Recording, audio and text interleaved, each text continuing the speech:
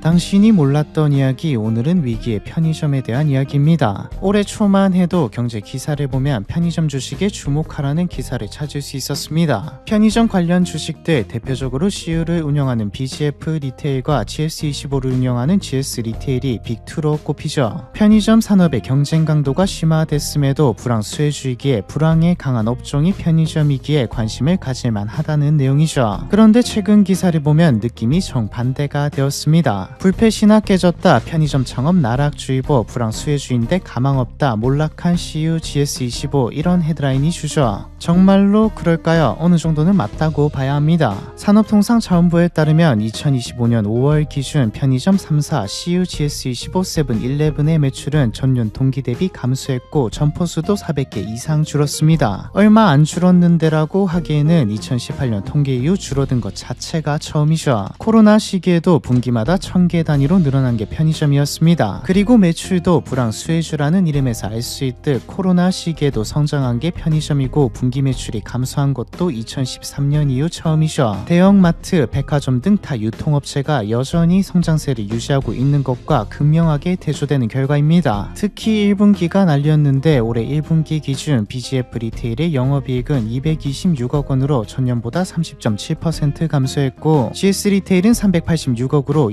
22.3% 감소했습니다. 모두 올해 초 시장 전망치를 완전히 밑돈 어닝 쇼크였죠. GS 리테일은 100개 이상의 저수익 점포를 정리하는 구조조정에 돌입했습니다. 사실상 편의점 업계가 고점을 찍었다는 것을 인정한 것이죠. 원래 기업이 성장할 때 몸집을 최대한 불리다가 고점을 찍고 나서 벌렸던 사업들을 정리하면서 수익성 개선에 나서니까요. 이렇듯 편의점업의 불패 신화는 이제 깨질 것이다가 아니라 이미 깨졌습니다. 가속화되고 있죠. 앞에서 사라진 400개는 5월 기준이고 7월 기준 편의점 3사의 점포수는 작년 동기 대비 1000개 가까이 감소했고 평균 한 달에 100개씩 사라지고 있습니다. 사실 이건 올해 중반까지이긴 합니다. 가장 최근인 3분기를 보면 GS 리테일은 3분기 역대 최고 매출을 달성했고 BGF 리테일도 매출 영업이익 모두 증가했죠. 본사는 매출과 수익성 전부 안정화가 이루어졌다는 말입니다. 포인트는 점포수 감소가 계속되고 있다는 점이죠. 본사와 별개로 편의점 창업보다 폐업이 많은 건 여전하다는 더 이상 불패시나 창업의 대표 아이템이 아니게 되었다는 겁니다. 잠깐의 불황인지 장기적인 내리막인지 사실 앞으로 더 잘 될 건데 잠깐 주춤한 건지 뭔지 본격적으로 보도록 하죠. 이걸 보려면 한국에서 편의점이 어떻게 시작되었는지부터 봐야 합니다. 지금 나타나는 현상들이 결과들이 잠깐의 불황 때문이 아니라 과거부터 쭉 불려진 스노우볼의 결과거든요. 지금은 당연히 집 앞에 근처에 하나씩은 아니 이제 두세 개씩은 있는 게 편의점이지만 한국의 편의점이 등장한 건 얼마 되지 않았습니다. 예전 영상에서도 자주 나왔는데 88 올림픽 시기는 사회 분위기부터 소비 문화까지 엄청난 변화를 겪은 시기죠. 고도 성장을 경험하면서 중산층이 많아지고 소득도 높아진 데다 정부에서도 규제를 전부 풀었거든요. 동네 구멍가게들이 소매업을 지배하고 있던 지형에도 변화의 바람이 불었습니다. 소매업 프랜차이즈화가 이루어지면서 유통업으로 진화하기도 했고 현대화도 이루어졌죠. 그냥 프랜차이즈 자체가 대호황을 맞은 시기였습니다. 지금까지 프랜차이즈 시장을 주도하고 있는 편의점, 제과점, 피자, 치킨 프랜차이즈 브랜드들도 거의 다 80년대 후반, 90년대 초반에 생겨나거나 이때를 겪으며 기반을 다진 것들이죠. 이 중에서도 편의점은 독보적이었습니다. 1982년 롯데에서 만든 편의점인 롯데세븐을 최초의 편의점이라고 보기도 하는데 우리가 아는 편의점과는 조금 다릅니다. 영업시간도 오후 11시까지였고 편의점이라는 게 뭔지 인식 자체가 옅었던 시기였기에 롯데세븐은 3호점까지 만들어졌지만 얼마 안가 철수했죠. 진짜 시작은 88 올림픽의 열기가 가시지 않은 1989년 5월 서울 송파구의 올림픽 아파트 상가의 세븐일레븐 1호점으로 봐야 합니다. 34평 규모 2000종류의 상품을 파는 점장과 부점장을 포함해 11명의 직원이 교대로 근무하는 편의점은 지금 기준으로 봐도 규모가 꽤 있는 편의점이죠. 이게 될까 싶었지만 당시 사람들의 반응은 폭발적이었습니다. 일매출 400만원까지 찍을 정도였고 야간에는 잠실과 송파, 성남, 구리에서까지 차를 몰고 편의점을 일부러 찾아오기도 했죠. 1호점이 성공했는데 사업을 전개하지 않을 이유가 없습니다. 대편의점 시대가 열렸죠. 1990년 보광그룹은 일본 브랜드 회미리마트와 계약을 맺고 시장에 진출했고 같은 해 현재는 대상이 된 미원이 일본의 이용그룹과 손잡고 미니스톱을 들여왔습니다. 참고로 보광그룹이 현재 BGF 리테일이고요. 2년 만인 1991년 전국에 약 300개의 편의점이 생겨났고 수많은 기업들이 브랜드를 만들어서 진출하면서 편의점 춘추전국 시대가 열렸습니다. 편의점이라는 사업 모델은 분명 유망하고 시장성도 입증되었지만 혼란의 시기였던 만큼 또 편의점이 마트에 비해서는 비쌌던 만큼 나타났다가 사라지고 인수합병되는 사례도 많았죠. 이 시기는 지금과 달리 점포의 수가 많다기보다는 브랜드의 종류가 많았고요. 대표적인 게 진로가 만든 베스트와인데 1994년 진로그룹이 코리아7 그러니까 세븐일레븐을 인수하려다가 실패하면서 롯데에게 넘어가게 되면서 진로가 우리가 자체적으로 만들자 해서 만든 게 베스트와입니다. 강남점을 시작으로 전국에 250개가 넘는 점포를 오픈할 정도였지만 지금은 사라졌죠. 이외에도 로손은 1989년 광화문에 1호점을 열며 진출했는데 코오롱에 인수되었다가 나중에는 롯데그룹에 인수되면서 로손 매장들이 전부 세븐일레븐이 되었고 AMPM은 1991년 현 SK 당시 유공인 미국 AMPM과 계약을 맺고 진출했다가 SK가 편의점 사업을 정리한 뒤에는 SK OK마트로 나중에는 CU가 되었죠. 대농그룹에서는 네덜란드 마트 브랜드 스파를 가져와서 편의점 브랜드로 운영하다가 여기는 본사가 부도나면서 철수했습니다. 바이더웨이는 동양그룹이 만들었다가 롯데에게 먹히면서 세븐일레븐이 되었고 한화에서 운영한 프라자 마트는 소리 소문 없이 사라졌죠. GS25는 LG 당시 럭키금성의 계열사인 희성산업이 LG25라는 이름으로 시작해서 지금까지 잘해오고 있고요. 편의점에 이렇게 많은 기업들이 그것도 대기업들이 뛰어들었던 건 당시 시대상을 보면 이해가 됩니다. 90년대 초반 한국은 핵가족화 1인 가구의 증가가 본격화되던 시기였거든요. 편의점의 대표 메뉴라고 봐도 되는 삼각김밥도 이때쯤 등장했죠. 최초의 편의점 삼각김밥은 세븐일레븐에서 판매했는데 당시 기준으로는 상당히 비싼 가격 1,000원이었습니다. 대리버거 세트가 2,000원, 짜장면이 1,000원, 지하철 요금이 250원이던 시기에 말이죠. 어찌되었던 대편의점 시대가 열리긴 했지만 아직 우리가 지금 느낄 정도로 완전 대중화된 시기는 또 아니었습니다. 당장 수익이 엄청나게 나는 사업이라기보다는 1인 가구가 앞으로 더 증가할 게 뻔하니 자리만 잡아놓으면 편의점이라는 업종에서 기반만 다져놓으면 미래에 큰 수익을 안겨줄 사업으로서 쭉 밀고 나갔죠. 실제로 편의점 중 흑자를 낸 곳은 97년도 바이더웨이가 최초였을 정도니까요. 결국 편의점 본사가 잘 되려면 개인들이 와서 계약을 맺고 창업해서 수익을 내야 하는데 편의점을 창업하려는 사람이 그렇게 많지도 않았고요. 오히려 90년대 기사를 보면 편의점은 재벌 사업으로 분류되어서 골목 상권을 위협하는 좀 안 좋은 이미지이기도 했습니다. 1991년 8월 9일자 외국 편의점 골목 상권 잠식 기사에는 유통시장 개방 확대에 따라 외국 체인산 매점의 하나인 편의점이 주택가 밀집 지역을 중심으로 급속히 확산, 구멍가게들이 문을 닫는 등 영세 상인들의 피해가 늘고 있다. 이들 편의점은 24시간 영업을 하며 식품, 잡화, 문구류, 월간지 등의 서적은 물론 간편한 의류와 즉석 음식까지 판매하는 등 고객 서비스를 크게 강화, 기존 구멍가게와의 상권 경쟁에서 비교할 수 없을 정도로 앞서가고 있다라고 적혀있죠. 90년대 중반에 1,000호점을 돌파하기는 했지만 이때는 1,000개도 너무 많이 생겼다, 과잉 경쟁이다라고 보는 분위기였습니다. 그런데 1997년 IMF가 터지면서 분위기가 확 바뀌죠.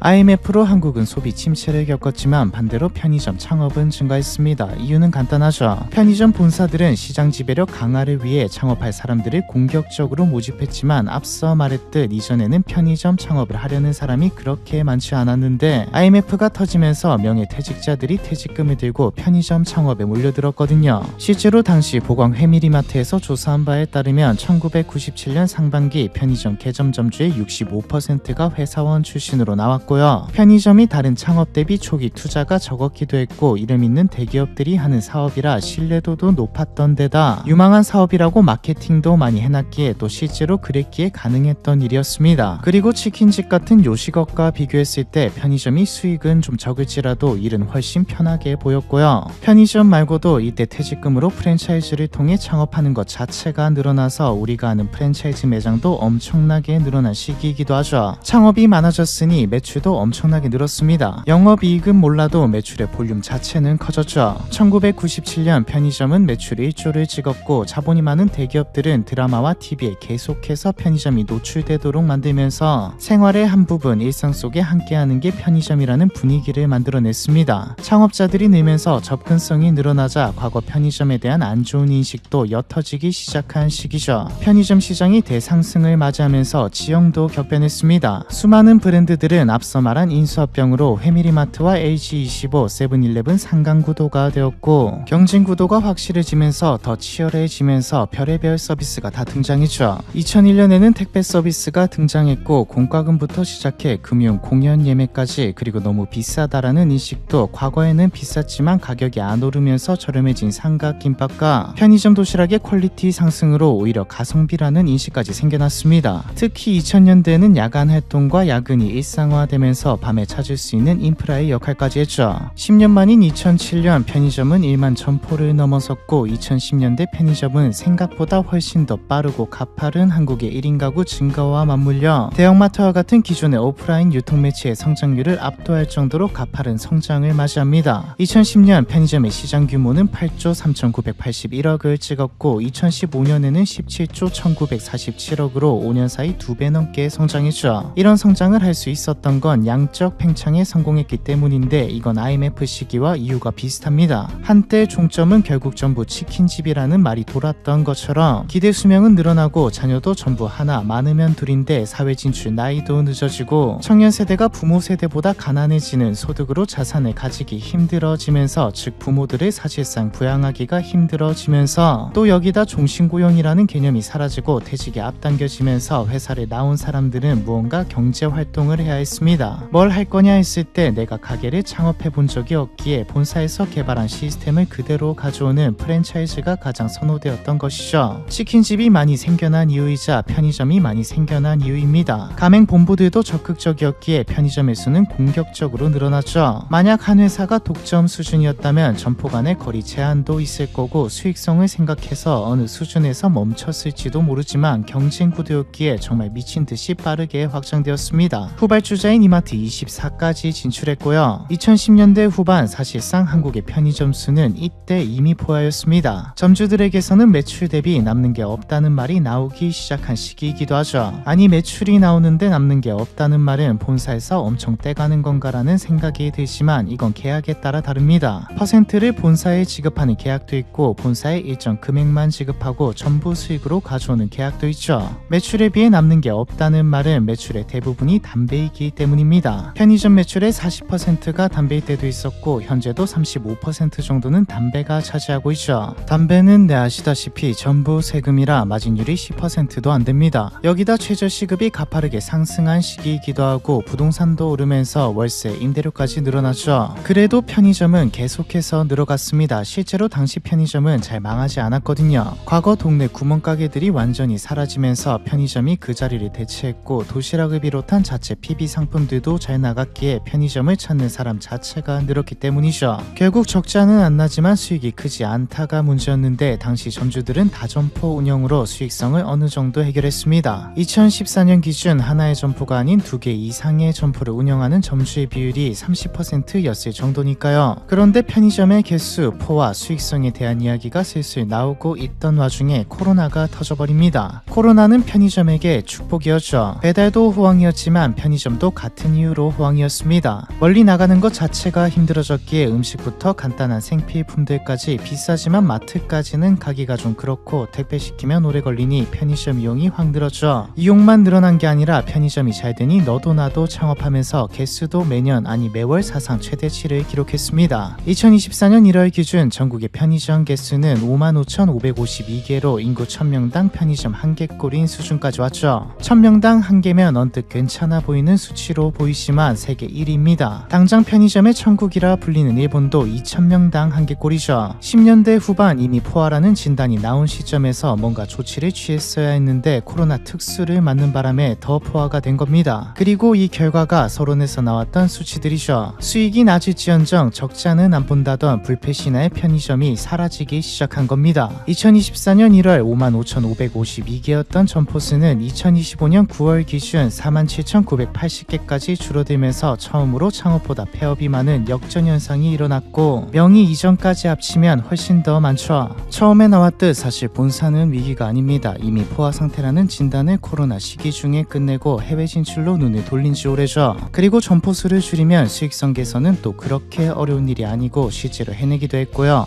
문제는 지금 창업한 혹은 지금 편의점을 하고 있는 점주들이죠. 편의점의 점포수 자체는 포화였기에 줄어드는 게 오히려 정상화가 되어 간다고 볼 수도 있지만 편의점의 전망이 너무 어두워졌거든요. 코로나는 편의점 업계에게 당시에는 축복이었지만 코로나가 바꾼 라이프 스타일과 시스템 그리고 지금 경제 상황은 편의점에게 너무나도 독입니다. 일단 온라인 배송이 활성화되면서 코로나 시기를 거치며 익숙치 않은 중장년층 심지어 노년층까지 사용하게 되면서 물건이든 뭐든 온라인으로 구매가 이루어지는 비중이 커졌죠. 자기 전에 주문하면 아침이면 와 있는데 굳이 비싸게 편의점에서 살 필요가 없어졌습니다. 과자든 음료수든 훨씬 더 싸게 살 수 있죠. 편의점의 존재 이유가 좀 비싸지만 즉시성과 접근성인데 완전히는 아니지만 이게 어느 정도 침범 당한 겁니다. 여기다 경기가 안 좋아지면서 저렴한 상품에 대한 선호가 늘어난 것도 편의점에게는 독이죠. 특이한 상품이 아니라 똑같은 상품이 비교적 비싸니까요. 지금 경기 추세를 보면 저성장에는 들어왔다고 봐야 하고 환율이든 뭐든 보면 언제 내수가 괜찮아질지 감도 안 잡힙니다. 그리고 배달앱 이야기를 하면서 했던 이야기인데 배달앱들은 중국의 사례처럼 여기서 조금 더 지나면 아예 생필품을 30분 내에 배달해주는 쪽으로 갈 겁니다. 사실 벌써 하고 있죠. 즉 즉시성, 접근성이라는 강점이 있기에 편의점이 사라지지는 않겠지만 편의점의 후퇴가 생각보다 훨씬 더 가파르게 올 것이란 말로 정리할 수 있겠네요. 제목 그대로 점주들에게는 위기라고 봐야 합니다. 사실 편의점 말고도 한국의 자영업자 비율이 높은 것 자체가 퇴직한 사람들이 자영업을 열기 때문이 큽니다. 이번 영상에서는 편의점을 좀 중점으로 상황에 대해서 다뤄봤는데 조만간에 좀 종합적으로 전체적으로 깊게 다뤄보도록 하죠.